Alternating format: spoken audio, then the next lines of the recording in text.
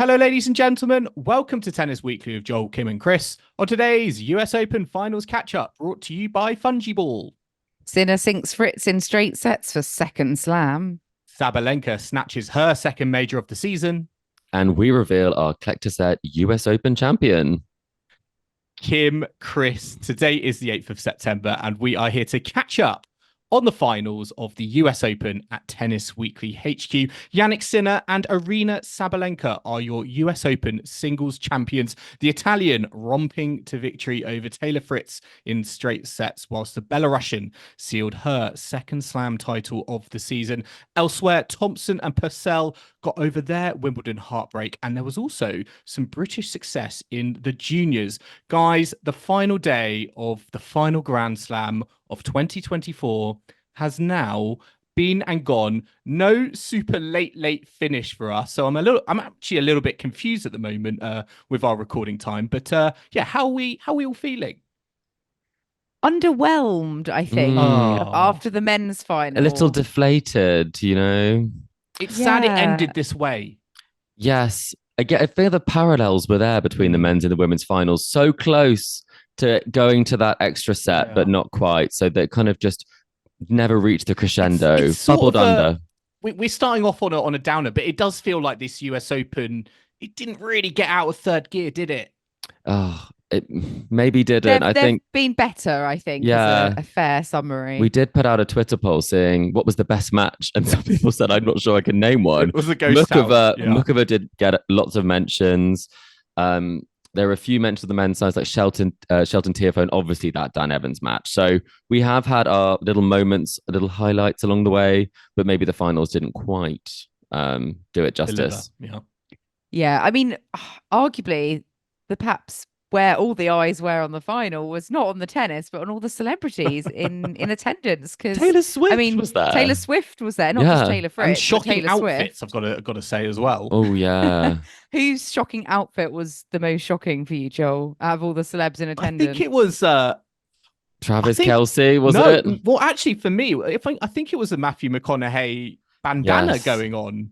The USA back. I mean, I love the patriotism, obviously with Taylor Fritz playing, so I got it. It just looked, I just sort of saw him as a bit more suave and would be in a suit. And oh, really? He's very bohemian. He also is known famously not to wash particularly. He's very rustic in his approach. Right? Yeah, so I think maybe the celebrity status and premieres might have thrown you off there. But for me, I loved a comment that you made, Joel, about Travis Kelce's outfit, because that just shows your age, maybe. But who did you think he looked like? Yeah, I'm not going to lie. When I saw Taylor Swift with her boyfriend Travis Kelce, the NFL player, for anyone who is not in the Swiftie universe, he's got a tremendous mustache. So instantly, when I saw it on TV, I was thinking, Joel, it's myself. I was like, yeah, well, I thought that initially, but I also thought, oh, that's nice. Taylor Swift's with Stan Smith in the box. Oh wow! I mean, I'm not sure. It's not negative, but a young. Okay, make sure you say young. We don't want to offend anyone too much on the podcast. But Kim, you're giving sort of Taylor Swift vibes in your outfit, sort of the red and white affair. Hers was checked, yours was striped. Well, I'm in stripes, she's in checks. So, but yeah, the stars and no stars and stripes. I've got the stripes. Yes, exactly. It hasn't quite worked out for the Americans in the finals this weekend, with both of them losing. But yes, we did have some obviously tennis to talk about as well, not just celebrities. Let's talk about the Taylor on the court, because Taylor Fritz in his first final did end up losing in straight sets. So Jannik Sinner has won his second slam of the season. So both him and Sabalenka winning both the hard court slams this season. Very much the kings and queens of the hard court slams. But yeah, Jannik Sinner getting the job done. 6-3, 6-4, 7-5. Almost could have gone to a fourth set. Taylor Fritz was 2 points away. As soon as Sinner broke back, though, I was kind of thinking, this has 7-5 written all over it. I don't know about either of you guys. But yeah, I guess what were your initial thoughts on the match that was? Because for me, it was kind of quite predictable. How can we put a positive spin on it, I think, is probably the question. Yeah. Well, Joel, you work in marketing, advertising. So how are you going to put a positive spin on it? Professional spin doctor. I'm not sure Do you know, I'm not sure I can, because I feel like the whole match. I can tag Taylor in if you want me Fritz. to. I can try, Okay. Joel. All right. Okay. Chris, you take the reins, because The I don't third feel like I set can give it was a positive very spin. enjoyable, was what I'll say. That was a tug of war, like the parallels with the Pegula Sabalenka match. I also do think that there is something nice about the fact that now the prophecy has come true from that Wimbledon poster, and the Grand Slams have now been split between Sinner and Alcaraz. So it does feel like we can finally say, obviously, there was the Olympics and Djokovic winning it, but on a slam level, it is a changing of the guard. So I feel very positive about next year's slams, I'm going to say, if not maybe like positive about the match. But now, Joel, tell us why you don't feel positive about the match. Well, I just think from Taylor Fritz's perspective, his game, it deserted him for a lot of the match. And I felt like he was looking to the crowd for a spark or some sort of moment that could kickstart and get himself a foothold in the match. And it didn't really come, I feel, until too late in that third set, where he was sort of staring at the abyss. I think there were points for Sinner to go 4-2 up with the serve, and he was able to break, and it looked like we were going into a fourth, but it just didn't feel like he was able to bring his A game. And and he wasn't able to, I think, bring the crowd into the match with some sort of tennis that got everyone on their feet. And that for me, I think, was the most disappointing sort of aspect. Was I don't feel like we got lights out tennis from Fritz, but to be honest, from both of them as well. Yeah, I think that's fair. Yeah, Jannik Sinner first serve percentage 51%. If for someone who's winning a Grand Slam final in straight sets, that's not a stat that you would associate. And it's from Sinner's perspective, he didn't even have to play his best tennis, because Taylor Fritz was not at the races either, and it was kind of who's just going to be the all you can do is beat the other player in front of you on the court. But it was does that make it more impressive? Fantastic all round. Does that make it more impressive from Jannik Sinner's point of view, the fact that he was able to win in straight sets with a serve that again was just over 50% first serves in? I mean, it does make it more impressive that you can win on your bad days. There's definitely something in that. I think there's a maturity that comes with that, knowing, and I think we've seen this where Zverev had those comments saying that he didn't play well enough to deserve to win it. Well, actually, I think we talked about it and said you don't have to play unbelievable tennis to win a slam. You really do just have to find a way to win. And it seems like this US Open has been about finding a way to win, whether you're Sabalenka, whether you're Sinner, whether you're Jack Draper. You're playing great tennis and then you can come a bit unstuck, but you find a way. And so I think with this, looking at the numbers from previous rounds he has had much better first serve percentage, Sinner, in the previous round. He had 65% first serves in, and he won 77% and 74% on the first serve and second serve, respectively. So again, that's quite different, where the number, I think, was 43% or 48%, I think, of second serve points won. So, I mean, Taylor Fritz was having a good go at the second serve. He wasn't able to convert all of his breakpoint chances. I think it was quite low for the match. I think it was it 2 from 7? And so it just felt like a few points, a bit of momentum shifts could have changed it slightly. But I mean, Jannik wasn't playing the whole tournament. I'd say he hasn't played the level that we've seen. I mean, in Australia, that was really quite something to win that. And some of the tournaments where he's wiped people off the court, it felt more like the level he had in the French Open semi-final. But in this case, it was enough.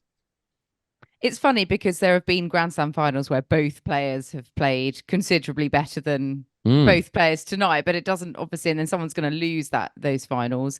And it's just, it's just the way it is. You've got to win ugly sometimes. And that's also a testament to being a great champion, is just getting that win regardless of how you or your opponent is playing. I mean, obviously there have been recent question marks and news about Jannik Sinner and this kind of the doping scandal, I suppose, that I know you two have discussed at length previously on the podcast, but that is still kind of in the air. It's still being talked about. Apart from obviously the fact that he wants to rack up another title and get another slam, is it in terms of the controversy or the doping, is this kind of the worst result that could have possibly happened in terms of it, that just bringing it to attention again and everyone kind of talking about it again, rather than him kind of just being able to get on with tennis without kind of too much attention? It's a bit of both, isn't it? I think when something like that this happens or a scandal happens, you do want some positive news that can then flood the internet, and then all sort of outlets will get behind that and be like, Jannik Sinner wins second title. And there'll be an awful lot of that news that will be out there that will actually now probably overshadow the wave that was kind of going into the final around how should we feel about this. So in terms of what the narrative will be, I think a lot of it will be, and in terms of what Darren Cahill has said, is just how strong Jannik Sinner is to get through this in terms of all of the attention. I mean, we've talked about it. I'm not sure that's particularly much pressure for him. He's not a listener. But I mean, there's been a lot of question marks around it throughout the entire year, and he still managed to put together the best season of his career.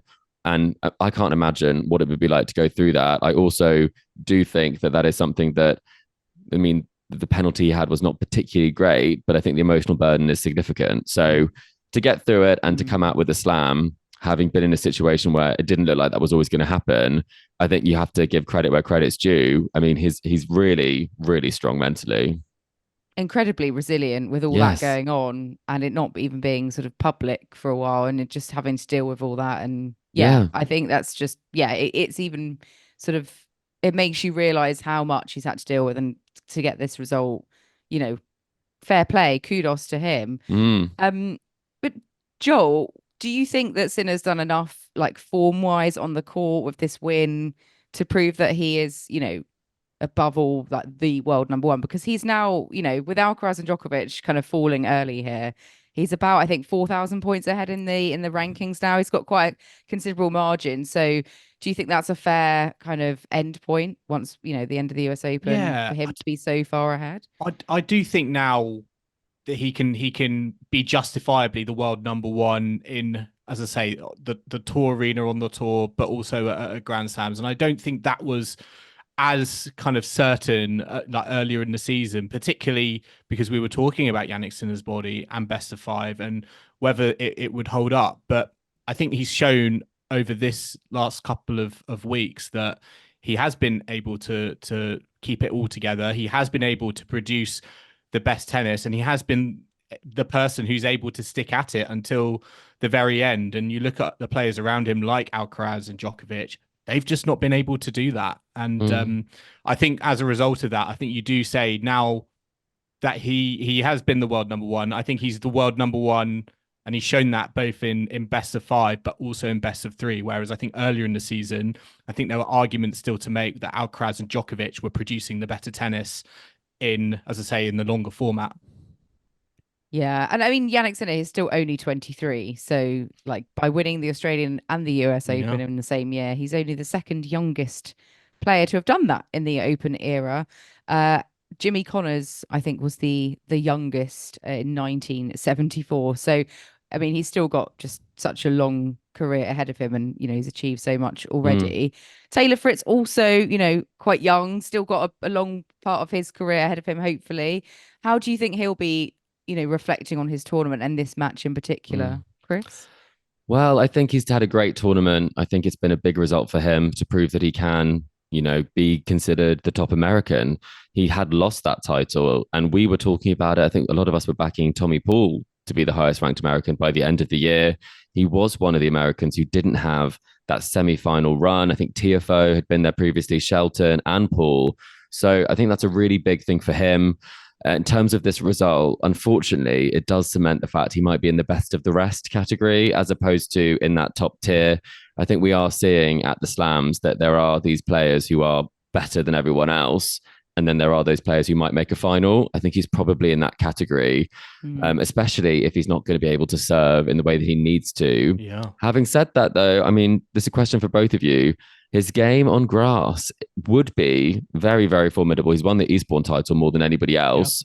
Yep. He's had some good results at Wimbledon. Do you think that he could win Wimbledon, or do you think that's the slam he's got the next best chance of getting the win at? Yeah, I think he's got a very good chance on grass, particularly, I think, because grass, I think, helps mask some of his weaker kind of areas, particularly, I think, around movement. Because I think in this match, you know, what Sinner did really well was kind of get into those extended rallies from the baseline, and he was able to move Fritz quite at ease, really, at times across the court. And it just, I think, showed as I say, with Fritz and his movement, it's not as good as maybe as it needs to be when you're coming up against someone like a Jannik Sinner, but perhaps on the grass courts of Wimbledon, where you can rely on big weapons like a big serve. The rallies are generally speaking a bit shorter. Movement isn't as big of as an issue, but I think here it did really count against him on the hard courts in New York. Talking of movement, his partner Morgan Riddle had to reschedule a Pilates class today in New York. She was supposed to be running one, but because Taylor Fritz reached the final, she's had to reschedule it. Hang on, but if she had booked for the final, that's not a vote in confidence in her I know, is it? I was wondering that. She's got to make that bank, Joel. Okay. She is influencing, and you've got to try and maybe she's like Kim and doesn't like to jinx it, so she does plan her season around this. But she's not silly. Yeah, but Joel. Sorry, she was very present, wasn't she? Yes, Joel, you were saying that she was giving Taylor some coaching advice. Yes, she was like number one cheerleader. I was actually thinking, she's great. She's energetic. She's buzzing. She's enthusiastic. I would love to see, if I was on the court looking up at my box, and of course I've got my coaches there with their kind of serious faces on, but to have someone cheering me on, I think and kind of exuding that kind of positive energy, I think is really important. And actually it sort of reminded me of Jack Draper's coach in the semi-final, where I sort of felt like he was cheerleading more than like what was necessary. And it's almost like, you as coach, maybe you don't need to do that as much, but for Morgan Riddle, yeah, definitely. I was thinking she was doing coach though, because she was saying, stay aggressive, Tay. And I was like, wow, I mean, I've seen her on TikTok playing tennis, and I'm not sure she's a tennis player, but neither are we. Is she got coach qualifications that we don't know about? Well, it was a Pilates class that she rescheduled, not a tennis lesson, so I'm not sure. Would you rather have a British actor with a Union Jack bandana in your box, maybe, Joel, instead? Who would you go for? Benedict Cumberbatch? Something like that? He feels quite royal. Yeah. Who washes You'd want some sort of hype person. But yeah, Morgan Riddle, she's great. She just loves to, she just gets stuck in, doesn't she? She loves to get involved. Yeah, she does indeed. Well, Jannik Sinner is a Grand Slam champion yet again. He's a world number one now by a country mile, and where everyone else failed, he's come out on top. So fair play to Jannik Sinner. Well done. He has claimed the US Open for the first time. We do have another result to bring everyone, though, and that is the winner of our collector set tournament. Was it any of us? Sadly, no. I think we can safely say none of us. It's never us. That's how you know it's not biased. There's no cheating happening here. Absolutely not. In fact, Chris, you got 0 correct. So round straight in there, Kim. I'll tell you what, Kim, I actually felt really positive about this one. I really thought I was going to do something, but I mean, nobody delivered for me in the way I needed them to. But then I guess neither did you, Kim, when it came to predicting Jannik Sinner to make the quarterfinal. No, I had Tommy Paul beating him in the fourth round. Being thrown back there. Joel, you might be getting. I'm not getting involved. I'm not getting involved. I'm staying clear. Head above water. Only 2 of our participants actually had Jannik Sinner winning, so that's quite interesting. That is interesting. But we had 4 players, I think, with 3 correct answers. Topspin lobber Ray Blossom, Peter Ty Christensen, and Nebby went to a tiebreaker, and we can reveal that the winner is.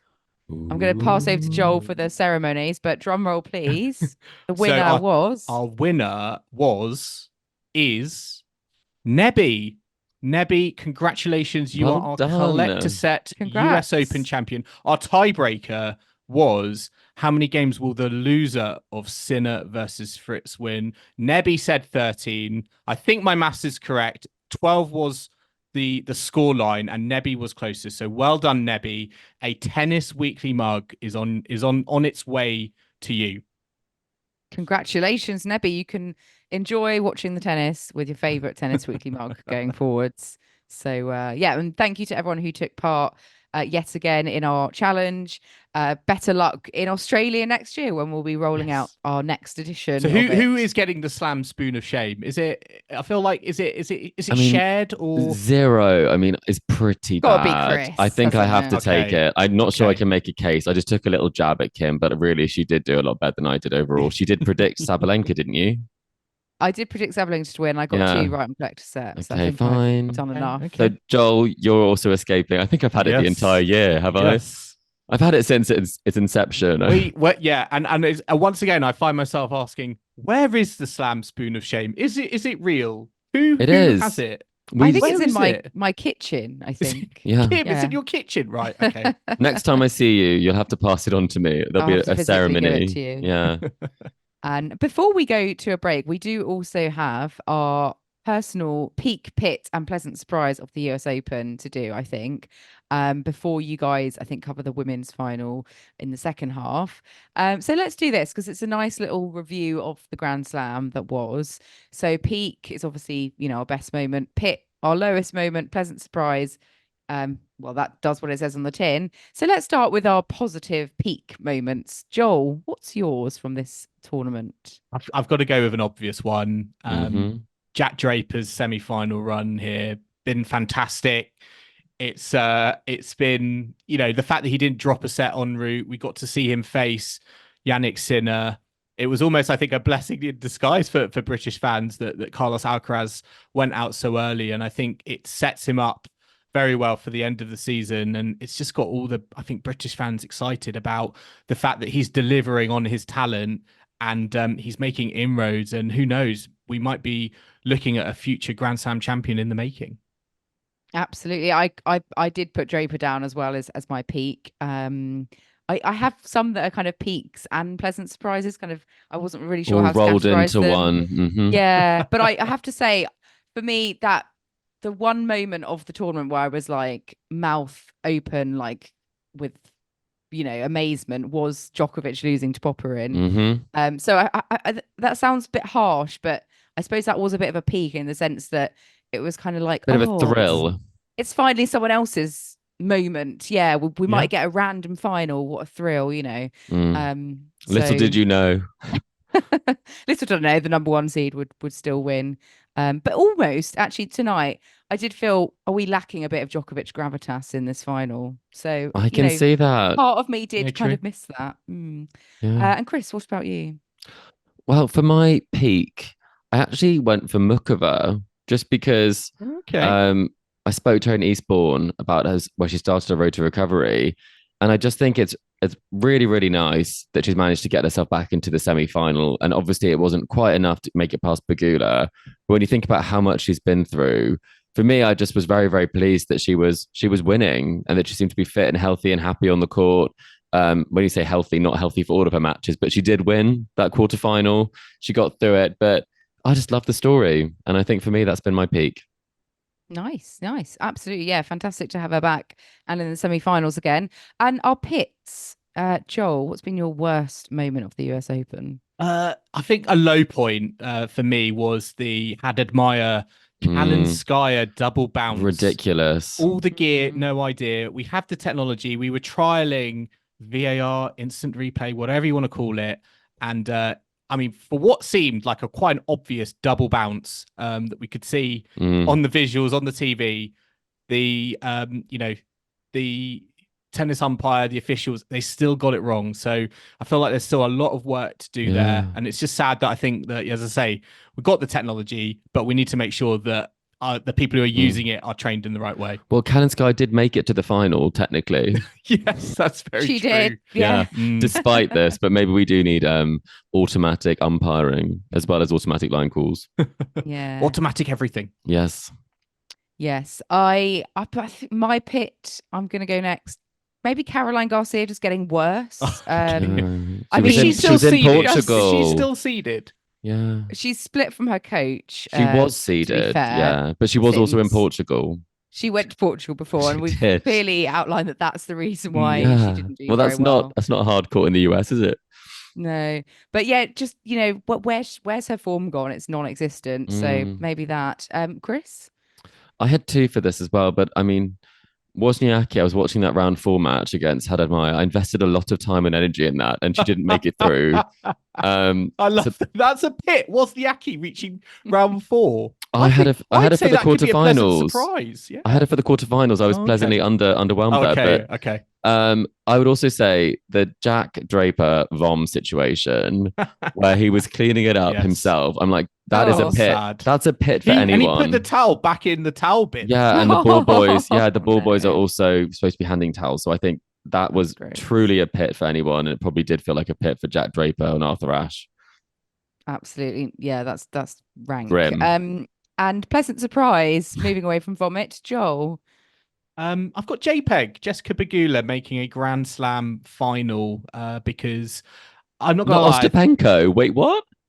No, not Ostapenko. Actually, that is a good one. But yeah, I'm going Jessica Pegula. You know, I feel like she's been the nearly person on the WTA tour now for so long, particularly in the Grand Slam. So it was good to see her sort of ride her wave of momentum across the summer and make good on that and get to the final. And as I say, make Sabalenka, you know, think sweat. In there. Yeah. Make her sweat. Make her, nearly push her to a third set. So yeah, I'm going JPEG making her first slam final. Nice. In singles, sorry. Yes, in singles. In singles, yes, of course, to clarify. I think for me, my pleasant surprise, I've got 2 really. Brandon Nakashima getting to the 4th round. He's back, isn't he? Yeah. He had a great tournament. He didn't drop a set, did he, to get to that point? He did drop a set to Musetti, but he had some decent wins, Nakashima, only losing to Zverev in the 4th. And then I have to say that first round with Dan Evans and Khachanov. It was giving Murray, wasn't it? Absolute brilliant from Dan Evans. Was it 4-love down in the last set to win? That's very good. Fantastic. That was that got me, you know, fist pumping at the telly. So yeah, go Dan Evans. And Chris, what about you? Pleasant surprise? Well, I don't want to cheat and say 2 for everything, so I'm going to say the fashion, because I feel like Naomi Osaka served, you know, Serena with Nike, the ambush that the line that she was wearing. It really was a surprise. I don't think anyone thought necessarily that would be what she would be wearing. Do you not mean Naomi Osaka? I thought I wasn't allowed to say that anymore, Joel. I can say it. No, you can say it. You haven't used it yet. Exactly. But I also thought pleasantly surprised that Morgan Riddle did pack 7 outfits, considering she had the Pilates class. So I was expecting her to be in activewear, but no, she did have a wonderful sort of 2-piece sort of a suit set. So very, very nice. But this has really been a wild selection of peak pleasant surprises from us this time. I like the fashion, I do. But yes, that does bring us to a close for the first half. We're going to take a very quick break now, but do join Tennis Weekly in the second half, where Joel and Chris will be looking back on the women's final. So do not go anywhere. Our US Open coverage is brought to you by Fungible. Fungible is a play-to-earn fantasy tennis game that seamlessly combines the thrill of professional tennis with the transformative power of blockchain technology, allowing tennis fans to collect, trade, and compete with digital cards representing professional tennis players. Each card is unique, adding a layer of excitement and interaction for both fans and players. Fungible users have the opportunity to craft unique game avatars to enhance their avatar's proficiency. Users can engage in weekly online tournaments, mirroring the professional tennis schedule. They can also utilize the Fungible marketplace to collect and trade digital cards, featuring their preferred men's and women's players. Fungible already has 250 tennis players and counting that are officially licensed on the platform through their collaboration with the Professional Tennis Players Association, including Alexander Zverev, Jessica Pegula, Felix Auger-Aliassime, and a mystery top 5 tennis player is joining the platform this US Open, with more players to be announced each week.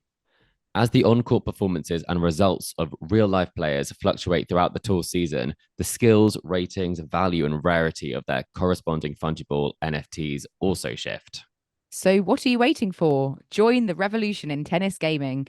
Go to www.fungible.io to sign up now. The link is in the description. Cryptocurrencies and NFTs are unregulated in some markets, including the UK. NFT profits may be subject to taxation, such as capital gains tax. The value of investments is variable and can go up as well as down. Additional fees may apply. Welcome back to the Tennis Weekly podcast and our US Open finals catch up brought to you by Fungible. And Chris, we're going to move on to the ladies final. Aryna Sabalenka, the number 2 seed, is the US Open ladies champion. She defeated Jessica Pegula 7-5, 7-5. That is Sabalenka's second slam title of the season, third career slam title. And I'm not going to lie, I think going into it, I wasn't really giving Jessica Pegula a chance in this match, but it was more of a contest than I thought it was going to be. It became a bit of a tug of war, didn't it? It was very much a case that they were both wrestling for control of that second set. And the first set, one player was up, one player was down. Whoever you thought was going to take it, it didn't look like they were. Some great moments in it. And we almost feel a little bit cheated at this point, I think, from having watched it, that maybe there was a third set that could have been particularly interesting, because it was certainly full of drama from the scoreline perspective. Mini comebacks never count Jessica Pegula out this tournament. That's what we've learned.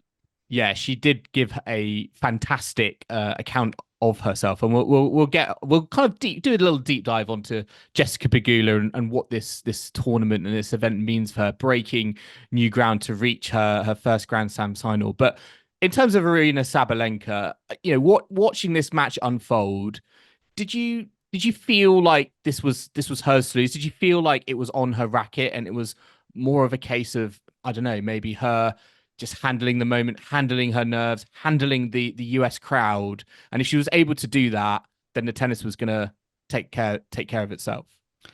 I think a lot of lessons have been learned from last year, and you could almost see in her eyes that she was wrestling with, don't go back to that place that she did last year mentally.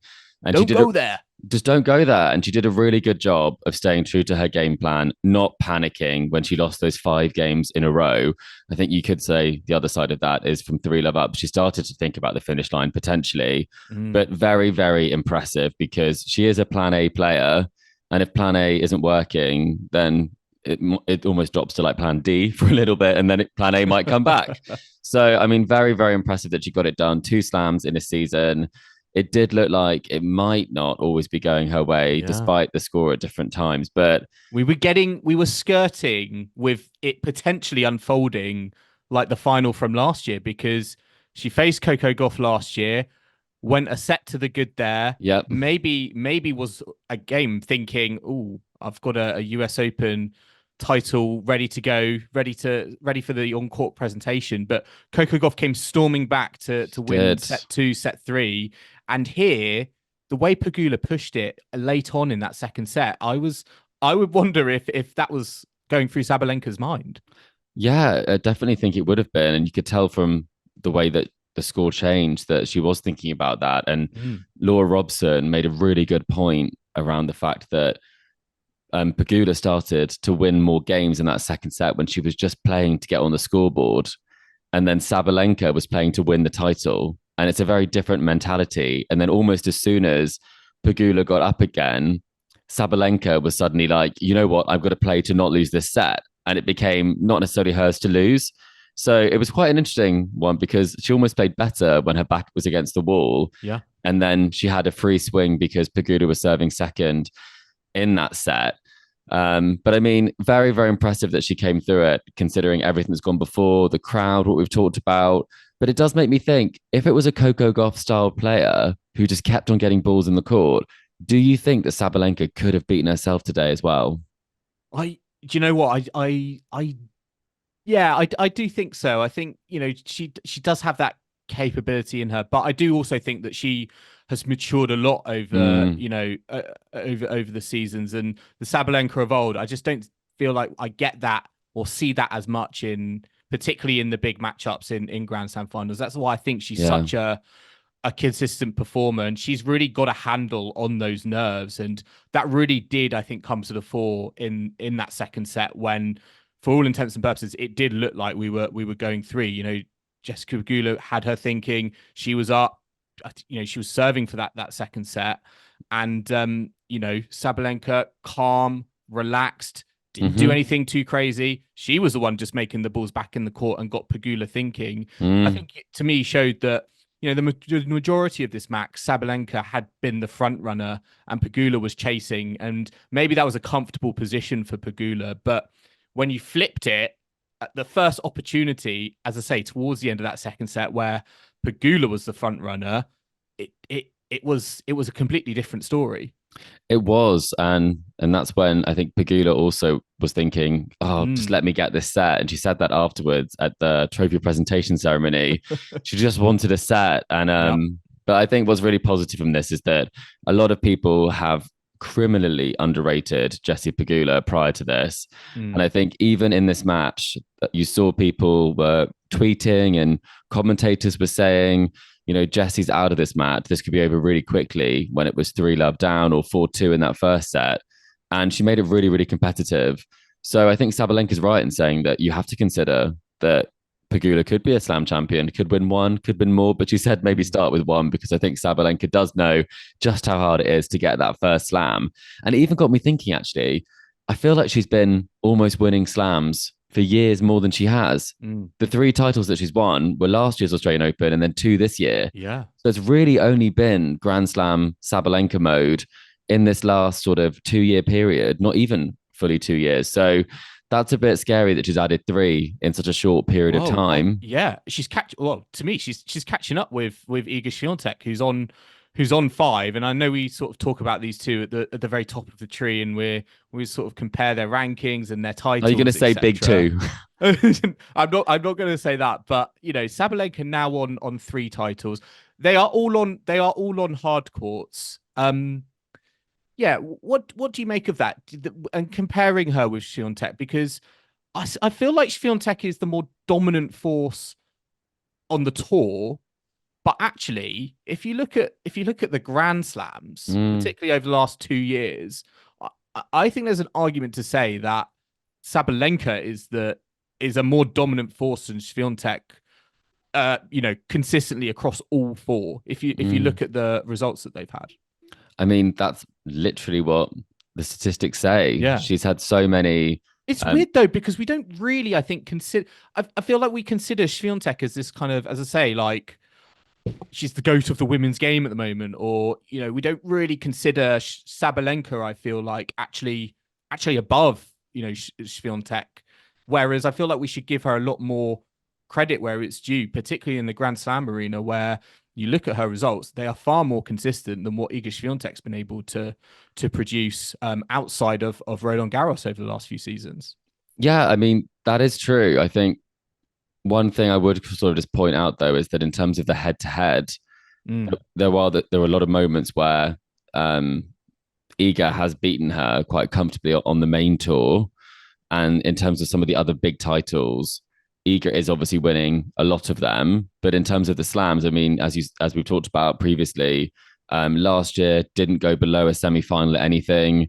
The last time she didn't make a quarterfinal, we're looking quite far back now. We're looking, is it 2022 was the last time? And that would have been probably the slam before Wimbledon, maybe the French Open. So, I mean, it's very consistent. And I think that peaking at the right times is something that so many players could actually learn a lot from Sabalenka from. I think Serena was one of the pros at that on the tour. So was Venus, where they weren't wasting their time, trying to pick up ranking points or picking up checks for 250s appearance fees, much more focused on getting those majors, because that's why they play tennis. And I feel like with Sabalenka, it's very similar, that she has the perspective of, if she isn't fit, don't play Wimbledon. If you aren't able to represent your country, don't play the Olympics. And then she's the one who's managed to peak at the right time for the US Open. And so many players were trying to do that with their scheduling plans, but Sabalenka is the one that's done it. So I'd say for Holger Rune and a lot of the players on the men's side, play less and try and reap peak. The rewards. Yeah, exactly. Yeah, and I think you raised a really good point there. Like, she's won 2 Grand Slams this season. She didn't play Wimbledon. She was injured. So to think that she's going 2 of 3, I have been the champion. Yeah, I think that's very, very impressive stuff. She is 18-1 this season in Grand Slam events. That's just under 95%. Wow. Win percentage. So yeah, very, very impressive. And that loss actually, Joel, in Roland Garros, that was against Mira Andreeva, and she was hampered to the point where she could barely play from an injury perspective. So even that, she took that to 3 sets. So even on one leg, one arm, one racket or left-handed, she's a real threat in the majors. I mean, I feel like I guess similar to Swiatek with the red clay on, in Paris at Roland Garros. Sabalenka has proven to us now that she is, I'd say, as I say, the dominant force on hard court at Grand Slams. She's done it in Australia. She's now done it, at the US Open, New York City. What do you think in terms of her Grand Slam ambitions? What do you think is kind of as I say, the next, like, would be the next goal? Because is it to go to kind of Swiatek's backyard and say, look, I can go and win a trophy there, or is it Wimbledon, where, as I say, she was absent this year. Her game feels like that should be the most, obvious kind of candidate for her to maybe go get another trophy. Where do you think she goes from here? I think from watching her across this fortnight, she knows she has the game to win these tournaments. And even in those moments when she was down, she knows that she can do it. The game is in her, and every big tournament she plays, if she does play at her highest level, she's very, very hard to beat. Possibly only a couple of players in the draw would have a realistic shot at beating her because of the style of tennis she plays. Jess said it in her trophy presentation afterwards. She can really take the racket out of your hand. So I think that's where every tournament she'll be entering. Australia, obviously defending that will be a big goal. I do think the number 1 ranking and that rivalry with Swiatek is something that will really motivate her. But I think she'd rather have 2 slams this year than the number 1 ranking. She is number 2 in the race. She will want to get the career Grand Slam. And I think that she's got the game to do it. So I think it will be not getting ahead of yourself and putting yourself in these situations, because she said if you work hard and you keep believing in it, you can do anything. And I really think that she does put the work in. I really think that she thinks she can do it all. And I've got to mention her coach, Chris. I don't know if you saw on the TV. How could you miss this, Joel? I know. Yeah. It's quite funny. I feel like she has quite a good dynamic and quite a good bit of a laugh, I feel like, at times with her coaching setup. Yeah.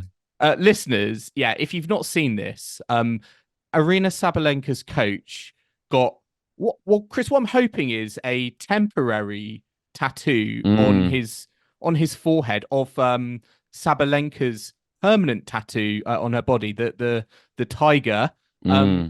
It's like, it's like a bald shaved head with a massive, let's say, roll-on sticker tattoo, like a temporary transfer sort of tattoo. I hope it's temporary. I've not had this confirmed yet, but I'm assuming it's temporary. Well, I hadn't even realized it was because of the replica of her tattoo. I thought, based on what I've been seeing in the box, did you think it was a bet or a dare? No, I thought someone had actually sold ad space on his forehead.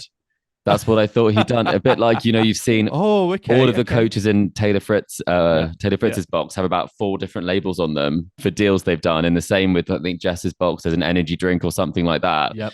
And I thought he's actually sold his forehead because of how much camera time he'd get. I thought it was a bet that had gone wrong, or a dare that had gone wrong, that maybe his coach thought that Sabalenka was going to defeat Alexandrova in straight sets, and actually Alexandrova was the only player to push Sabalenka to 3 in this tournament, and as a result he had to do a forfeit. I mean, there have been bets before between them, I'm pretty sure, in terms of forfeits. There have been tattoos as well, because Vondrousova, Alcaraz keeps on getting tattoos. It's a trend. Maybe maybe the coach is getting ahead of the trend and is just like, well, I'm so confident I'm gonna rubber stamp my forehead with the it's kind of wonderful because he looks so serious, but also has a tiger temporary tattoo on his head. But then I think the other side of it is that if she had have lost, I mean, imagine walking out of Arthur Ashe with a tiger on your head. You would put your cap on straight away. Yeah, there must. The hood could go up. He's wearing a hoodie. That's one way of getting around it. Right. Let's talk quickly about Jessica Pegula, because she's had a fantastic tournament here. She did herself proud in this final because, as I say, I think a lot of people were not expecting this to be as close as it was. We were very, very close from going to a third set. And also when the chips were down in that second set, love 3, staring at the abyss, we were kind of chatting, getting ready to record, and she was able to turn that around to go 5-3 up. So, what do you think Jessica Pegula will take from this final, and how do you think she'll improve on things in the future? I think not playing doubles will hopefully be a takeout from this tournament, because I think last year she played mixed doubles, the mixed doubles final maybe. She also played women's doubles with Coco Gauff, and she played singles. And I think this is the first slam in a long time where she hasn't played at all, and she's got herself to a final. So I think that will be maybe a lesson not necessarily related to the final. I think from the final, I think she's definitely learned that she's someone who can perform in those moments. I don't think this is one of those negative losses that you think, it really got away from me. I think actually Sabalenka could say the same for 3-love up, but there were chances for Pegula to kind of steal that second set. But was she the better player? I don't think she was the better player. I think she actually just made a really good go of it against a player who was playing really well, showing touch, showing a great amount of power as well. So I think that's kind of the belief for her for the tournament, is that never count her out. She would always be able to back herself in those moments. In the semi-final when she was down, in this final when she was down, and then in those tight moments, it really can go any way. So I think knowing that she is a Grand Slam final contender, getting over that quarterfinal hurdle, getting that out of the way, I think now she can actually look at herself, and people will look at her as a serious contender. And I'm sure she always thought that herself, but until you do it, I think you can't say that you know that. We all say, well, you haven't done it yet. So there's a lot of positive to take from this. And maybe only like a couple of negatives, that maybe when she thought that she was hitting a first serve, it was a second serve, and she double faulted. Oh yes, I saw that. And those sorts of moments. Yeah, I was a bit surprised by that. I always thought like players would be really on it. But that was sort of awkward. I'm sort of glad smart it off though, but and it didn't have any sort of consequence, because she did hold, win that game. Thank goodness. Yeah, I think what I was so impressed by was the ability of her to hang tough in these really difficult situations and spots that she found herself in. And I guess, the only disappointment will be that, as I say, when she did become the front runner and almost, as I say, the favorite to become that second set, she sort of, as I say, went into her shell a little bit and missed some of those first serves that she really needed against a Sabalenka type. I was also going to say the game plan seemed to be body serve and then just keep going cross court, which clearly it worked pretty well, but she didn't go line. And a few times I was thinking she'll take the backhand line, because Sabalenka is a pretty good mover. But if you give her the ball back, you do think that she's going to do something with it or some damage off both wings. She's very dangerous. So that was one thing that maybe tactically absorbing the power, maybe not taking it on for the redirect. And maybe when her team was saying, like, let it rip, basically, just swing for it. She should have just had to go down the line a couple of times rather than just kind of go, baseline to baseline, which is obviously a place where Sabalenka is very comfortable. So maybe that's food for thought. But again, that was just an observation. Yeah. And before we move on, talking about the men's doubles, do you see Jessica Pegula as a Grand Slam ladies champion? At times tonight, I thought she would do it. I think when she came back and when she went 5-3 up, and then even at match point down, I thought if she could just get herself over this, imagine the demons that will rise for Sabalenka, having been so close and being at match point. So, I mean, I think she can do it. I think Australia will be a really good tournament for her. I think she plays well there anyway. I think that's where she had her breakout result, actually. Her first quarterfinal was in Australia. So, interesting to see what she can do. I think clay might not always be her favorite surface, and we'll see what happens at Wimbledon. But I mean, next year she's peaking, she's fit, the injury woes are behind her, and I talk about it all the time, but belief is 95% of tennis. That is very, very true. And we'll have to see how JPEG gets on. We were deprived. I still have to say, we were deprived of the battle of the billionaire daughters. You're still sad about that, Joel. I'm still sad about that. Hopefully how long until Sabalenka is a billionaire? It's a headline. Yeah. It's a headline that writes itself. But until next time. Until next time. But congratulations to Aryna Sabalenka, and also congratulations to Max Purcell and Jordan Thompson, because they are the men's doubles champions. They defeated Krawietz and Puetz 6-4, 7-6. Now, Chris, this was a tale of redemption for the Aussies because I think we all remember Wimbledon, Heliovara and Patton. They had championship points in that doubles final. They did not get it. They did not get it done. They probably did not sleep a lot in the aftermath of that. But yeah, they now have a Grand Slam, US Open Grand Slam trophy. They do. And we spoke to Max in Eastbourne. I mean, he's quite a character. He always does that terrible celebration about big balls, which he always does. And he thinks it's iconic. And you don't know where to look. But he's a character. He's great fun to watch. And the Aussies are always great fun on a doubles court. So hopefully they'll keep playing together because, you know, Max, obviously, he's won Wimbledon before. He's a very, very prolific doubles player. And I probably would say a doubles specialist at this point, would we say? Yeah, he's very good. I mean, both Purcell and Thompson are very handy singles and doubles players. I feel like Jordan Thompson is having really good season, stellar season. The Aussies are actually doing really well. I was going to say Davis. I mean, to me, this just cements Davis Cup. If so many choices. Their team together, it's like always too many Popper choices. And Diminar, goodness, and then all the doubles experts that you could swap in. I mean, that really is a luxury. But I mean, great to see them get the win. And I think, you know, putting heartbreak behind you and channeling it into something positive, I think those demons are hopefully well and truly exercised now. And there was also junior success for Great Britain because, and I'm apologies in advance, listeners, for getting this wrong, because this is a new name to me. I'm pretty unfamiliar, but hopefully we're going to be hearing a lot more about her in the future. But Mika Stojsavljevic. I'm hoping I'm saying that right. First British girls Grand Slam champion in 15 years, defeated Wakana Sonobe of Japan 6-4, 6-4 in the US Open girls junior final. This was a pretty good story because she was unseeded, came through defeated the top seed en route as well.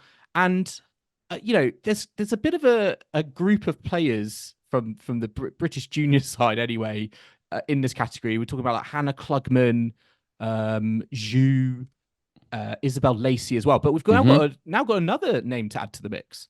We do indeed. I think we're definitely talking about all the different generations coming through. We've had some great performances. Well, we can. We're so lucky. I think, we've had a junior Wimbledon winner last year on the men's side. We've got a US junior winner on the women's side this year.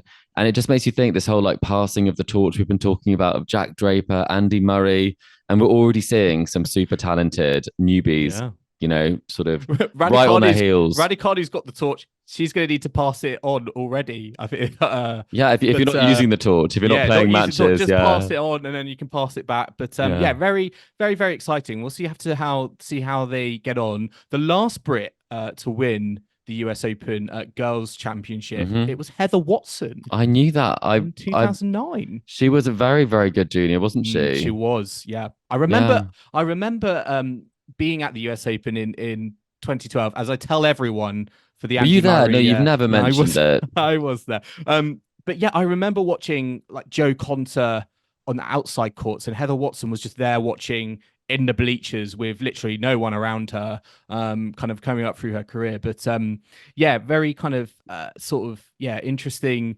Good place good hunting ground, I guess, for the Brits. It is. We always seem to do well over there. And if you would like to hear more about Joel in 2012, well, our next episode actually is an Andy Murray special that's coming out next week. So you can actually hear Joel talk about 2012 US Open in detail. I am very excited about that. Listeners, not to spoil anything. Well, actually, let's just spoil. We're going to be doing a countdown of our favorite Andy Murray moments. That is going to be our next episode. Our Davis Cup celebration episode of Andy Murray. Yes, exactly. It's been well worth the wait. We had such fun recording it. But going back to the US Open, Chris, we're gonna wrap up. We're gonna wrap up our round by round coverage of the final major of the season. Have you got any final thoughts on the US Open, on the ending of what has been, I guess, the madness of all the court surface switches, all the continents we've been to, countries, the tournaments, yeah, what have you been your overriding thoughts and impressions of the US Open? I mean, it's a lot of unforced errors this year, I think. Is that on the court or off the court? Well, both, I'd say, depending on who we're talking about. But I mean, it's been a bit messy, but I think the mess has created some wonderful drama and some really incredible stories.